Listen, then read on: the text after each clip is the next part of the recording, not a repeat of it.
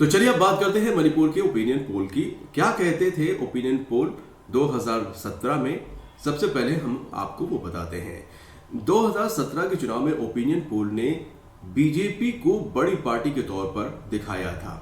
Opinion poll जो हुआ था उसमें एक्सिस इंडिया टुडे ने ओपिनियन पोल में कहा था कि बीजेपी को 40 से 45 सीटें मिलेंगी। एग्रीगेट उन्होंने 48 सीटें दी थी और कांग्रेस को 7 से 8 ही सीट उन्होंने दिया था, यानी कि एग्रीगेट उन्होंने 10 सीटें दी थी। और एनपीएफ को 3 से 5 और मोटे तौर पर 5 सीटें दी थी। टीएमसी को 0 और अदर को 0 सीटें इन्होंने दिया था। लेकिन जो नतीजे आए वो गौर करिएगा। दरअसल जब नतीजे आए तो उसमें कांग्रेस बड़ी पार्टी बनकर सामने आई। कांग्रेस ने 60 सीटों पर चुनाव लड़ा और 28 सीटें जीतकर सबसे बड़ी पार्टी बनी। बीजेपी को 60 सीटों पे चुनाव लड़ी थी, सिर्फ 21 ही सीट मिली थी।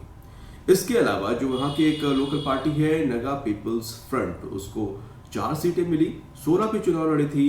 इसके अलावा एक और वहां पर नेशनल पीपल्स पार्टी है यानी कि एनपीपी, उसने भी जो है 9 सीटों में 4 सीटें जीती थी।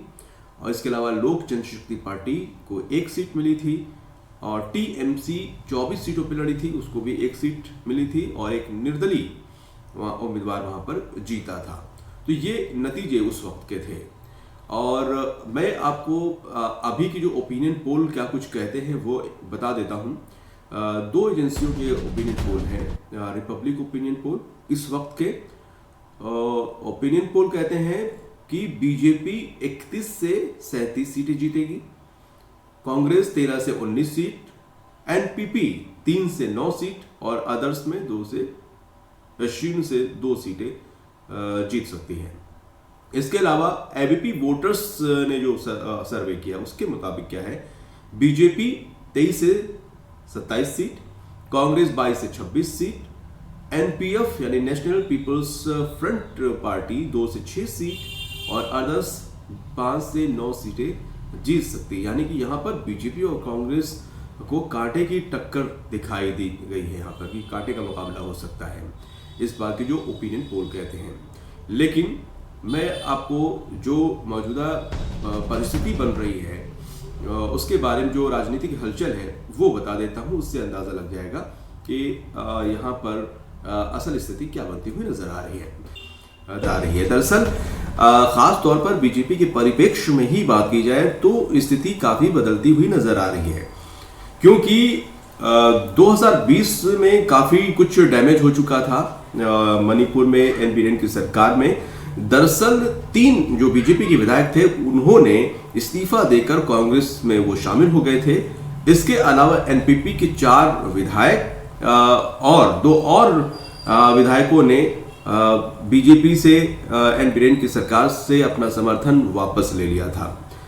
इसके अलावा एक और बात है कि उस वक्त हालांकि डैमेज उन्होंने कंट्रोल किया, क्योंकि बाद में जब बाय इलेक्शन हुए तो उसमें 5 सीटों पर चुनाव हुए थे जिसमें बीजेपी ने 4 सीटों पर जीत हासिल की थी, जबकि 1 सीट पर एक निर्दलीय उम्मीदवार जीता था।